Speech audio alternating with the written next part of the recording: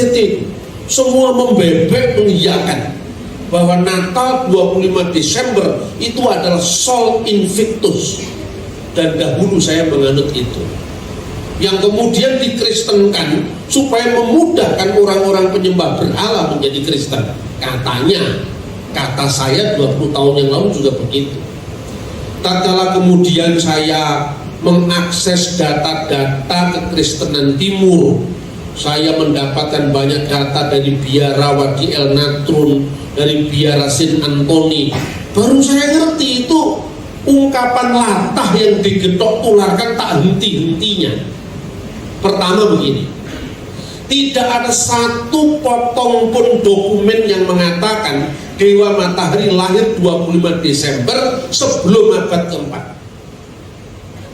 Jadi pernyataan Dewa Matahari lahir 25 Desember itu zamannya Kaisar Julius Simurtat. Kenapa disebut Julius Simurtat?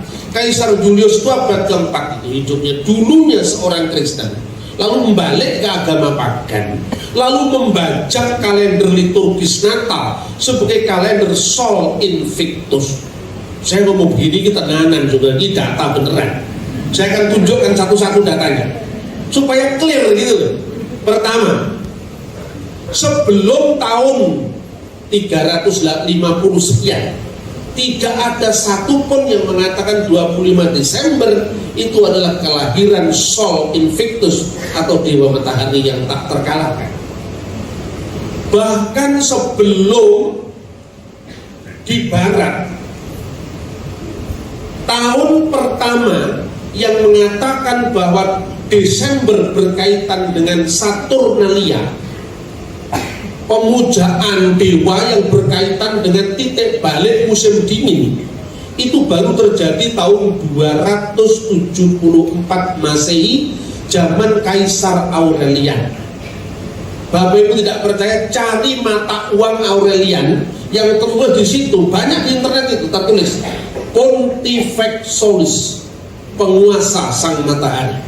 Itu baru tahun 274 Masehi. Natal sudah dirayakan tahun 126 Masehi, Misa 24 Desember di Roma oleh Paus Telesphorus. Sumbernya dari mana? Sumbernya ada di buku kuno yang berjudul Liber Pontificalis.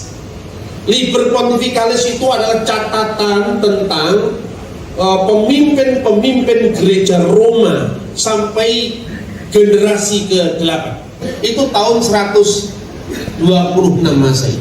Catatan kedua, tahun 160 Masehi, Uskup Theophilus di Kaisarea Israel sudah merayakan Natal. Dia mengatakan, marilah kita rayakan Natal yang akan jatuh pada tanggal 25 Desember beberapa saat yang akan datang. 160. Saturnalia, perayaan puncak musim dingin itu tahun 274. Ini tahun 126, 170. Baru kemudian di timur mulai dihitung. Siapa yang mengkanonkan pertama kali Natal menjadi perayaan gereja? Bukan di Roma, bukan di Konstantinopel, bukan di Antioquia, tapi di Alexandria. Catatannya di mana? Ini saya ngomong sejarah dulu, baru saya ngomong Alkitab nanti, supaya lebih mantap.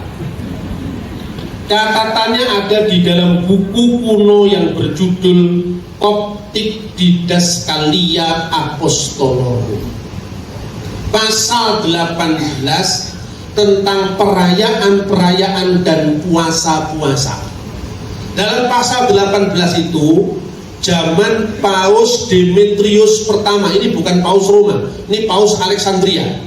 Karena kita tahunya gereja kuno cuma gereja di Roma Katolik, padahal ada gereja kuno di Konstantinopel, Ortodok Yunani, gereja kuno di Alexandria, Ortodok Koptik, gereja kuno di Antioquia. Untuk pertama kali murid-murid Yesus disebut Kristen di mana? Di Antioquia. Kisah Rasul 11 ayat 26. Itu namanya gereja Syriak Ortodoks. Semuanya masih ada, tidak pernah hilang dari muka bumi. Pasal 18 Teks yang disebut Didaskalia Koptik tadi mengatakan begini, minta maaf, saya tidak ahli bahasa Koptik, tetapi saya menghafal teksnya itu dalam bahasa Arab. Bunyinya begini, pasal 18 itu, ya ikhwatana tahfutu fi ayyamil a'yad allati hiya idmilat Rabbina Yesu'al Masih. Wahai saudara-saudaraku, tetapkanlah pada hari-hari perayaan, yaitu Natal Tuhan kita Yesus Kristus. Wa kamaluhu fi kamsati wa isrin fi syahri tasi'il lati lil ibraniyin allati huwa tasi'u wal isrun min syahri Rabi'i allati lil masriyin, yang artinya tetapkanlah hari-hari perayaan kita kelahiran Tuhan Yesus Kristus, tepatnya tanggal 25 bulan Ibrani ke-9, bulan Yahudi ke-9, namanya bulan Kislev, yang bertepatan dengan tanggal 29 bulan Mesir ke-4, namanya Kiat. Seluruh bapak gereja sebelum tahun 274 semua bicara tentang Natal. Sementara tidak ada sepotong pun dokumen yang mengatakan Dewa Matahari lahir 25 Desember. Sudah terlanjur mualaf, salah lagi, datanya tidak karu-karuan. Bayangkan, tahun 125 catat, 160 catat. Koptik Didaskalia Apostolorum tahun 189 Masehi. Akhirnya oleh Hippolytus, Santo Hippolytus muridnya Irenaeus, Irenaeus muridnya Polikarpus, Polikarpus muridnya Rasul Yohanes muridnya Yesus. Sekitar tahun 220-an dia mencatat begini, kelahiran Tuhan kita Yesus Kristus egeneto pro octo kalandon Januarion. 8 itu terjadi 8 hari sebelum Januari itu. 8 hari sebelum Januari itu apa? 25 Desember ini tahun 220. Sextus Julius Africanus sekitar tahun 230 mengucapkan hal yang sama. Yesus dilahirkan 8 hari sebelum bulan Januari. Ini data sejarah, Bapak Ibu. Nah, pertanyaannya sekarang, bagaimana kita bisa mudah sekali diharu-birukan oleh berita yang gaduh seperti ini, yang mengatakan tidak benar 25 Desember hari peringatan Dewa Matahari. Saya bilang, kamu tunjukkan satu dokumen saya bayar 1 juta. Sekarang 25 Desember perayaan Dewa Matahari, 1 juta. Tunjukkan dokumen apa? Tidak pernah ada. Jadi ini dongeng yang diyakini. Bahkan para teolog kita pun meyakini ini. Karena apa? Tidak pernah membaca sumber primer sejarah gereja. Mengapa? Karena mula-mula anti Katolik tidak disadari. Semua data gereja kuno dianggap Katolik gitu. Akhirnya apa? Bencana. Ketika kita menghadapi isu seperti ini, orang mengatakan, sudahlah, jangan berdebat soal tanggalnya, tidak penting. Yang penting itu Yesus lahir di hati kita. Jawaban ini jawaban orang saleh yang malas berpikir. Akibatnya apa? Oh, tanggalnya aja nggak jelas. Jadi peristiwa Yesus itu tidak historis, tidak bersifat sejarah. Saudara-saudara, ini kebenaran, saudara-saudara. Alkitab katakan apa? Pada bulan ke-6. Ini tadi kita baca kan? Malaikat Gabriel datang kepada Bunda Maria pada tanggal berapa? Bulan ke-6. Bulan ke-6 itu bukan bulan Juni sekarang. 6 bulan setelah Zakaria mendapatkan wartaan malaikat. Itu kapan? Kan nggak ada catatnya di Alkitab, Pak. Ada, mengguara iso moco. Mengguara orang ngerti sejarah. Iya, loh, kalau pertanyaannya harus Anda ambil letterlock di mana, saya tanya. Mana ada kata Majapahit mulai mengalami kesurutan senja, ya, mengalami kemunduran, sirna ilang kertaning bumi. Tidak ada kata 1478 itu tidak ada. Itu di buku sejarah modern. Zaman dulu kan Surya Sengkala, kemudian Chandra Sengkala. Kapan senjanya Majapahit? Ditulis dalam Serat Kondo, sirna ilang kertaning bumi. Sirna artinya nol, ilang itu nol, kerta itu 4, bumi 1, diwaca malih 1400. Karena tahun Saka itu mulai tahun 78, maka 1400 plus 78 1478. Berita Serat Kondo ini cocok dengan buku Pararaton yang ditulis tahun 1500 Masehi. Apa? Sunya Nora Yuganing Wong pamungsu bre Kertabumi kapernah paman Prabu Moktaring Kedaton Isa Kawarsa Sunya Nora Yuganing Wong. Nah, terus Anda ketemu angka 1478 dari mana? Nggak ada di sejarah, Pak. Ora iso maca sejarah. Ada itu, karena apa? Anda nggak ngerti tahunnya. Ngertimu cuma tahun Gregorian 2019. Kok kamu ngeritik gereja 2000 tahun yang lalu? Lu pangkatmu apa, Mas? Mikirlah. Makanya gereja jangan sampai gaduh. Kita harus bersatu, menyatakan terang Kristus di tengah-tengah kepelbagaian gereja. Itu adalah tugas pewartaan Injil tanpa memandang gereja apa. Ini yang harus saya sampaikan. Makanya kita harus tahu kapan Zakaria membakar ukupan. Membakar ukupan itu membakar dupa. Jangan lupa di gereja kuno juga ada dupanya. Makanya di gereja ortodok ada dupa. Orang-orang Kristen modern nggak ngerti itu. Kok ada dupa, Pak, gereja? Terus saya jawab, aku lihat dongo muni piye? Biarlah persembahan ini menjadi dupa yang harum di dupa. Iya loh, bener nggak? Artinya apa? Artinya kita ini jangan ngukur yang lama-lama dari ukuran kita sekarang. Gereja itu punya sejarah yang panjang, ribuan tahun. Nggak bisa kita potong hanya munculnya gereja baru tahun 2000-an ini, nggak bisa. Catatan pertama tentang rotasi Zakaria itu panjang ceritanya, tapi saya kutip salah satu dokumen saya, yaitu Flavius Josephus, ahli sejarah Yahudi yang nulis tahun 90 Masehi. Dia mengatakan bait Allah di Yerusalem dihancurkan tahun 70 Masehi, tepatnya tanggal 9 bulan Ab. Bulan Ab itu bulan Yahudi, sejajar dengan Agustus. Sumber kedua, kenapa kok urusannya dengan runtuhnya bait Allah? Itu nanti terkait dengan kapan membakar ukupan itu. Nah, Zakaria itu rombongan Abia, Lukas pasal 1 ayat 5. Abia menurut 1 Tawarik pasal 24 ayat 7 sampai 19, rombongan ke-8. Tinggal ngitung kalau ketemu. Mudah ngitungnya, kita awam aja.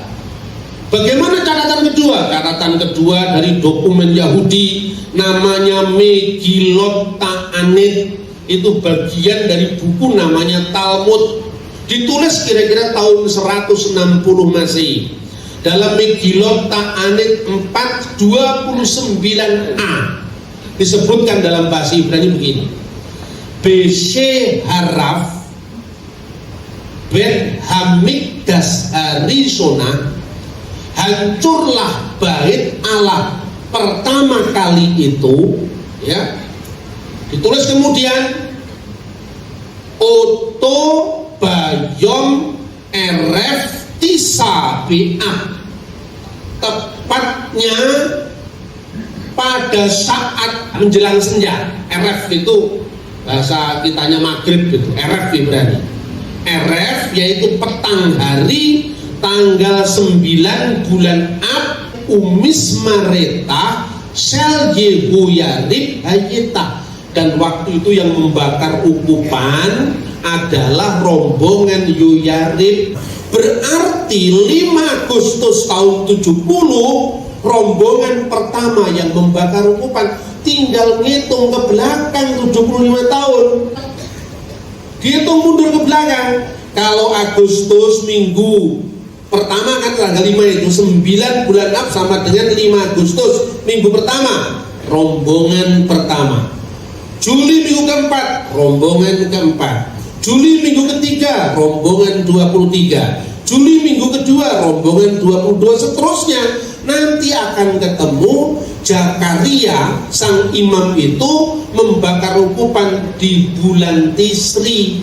Tisri itu sama dengan bulan kita September menurut kalender. Ini barat, ini September.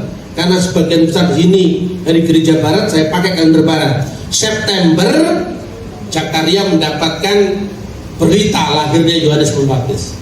6 bulan setelah Zakaria ditemui malaikat, malaikat pergi ke Nazaret ketemu dengan Maria. Lukas 1:26 tadi. 6 bulan setelah September itu apa? Oktober, November, Desember, Januari, Februari, Maret. Makanya 14 bulan Nisan Maria mendapatkan kabar gembira akan mengandung Yesus. 14 bulan Nisan itu sama dengan 25 Maret Maria menerima kabar gembira. Usia kandungan berapa bulan Bapak Ibu? 9 bulan.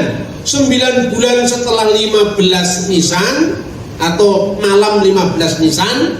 Makanya karena Yesus lahirnya malam hari, makanya malam kudus, bukan siang kudus itu loh.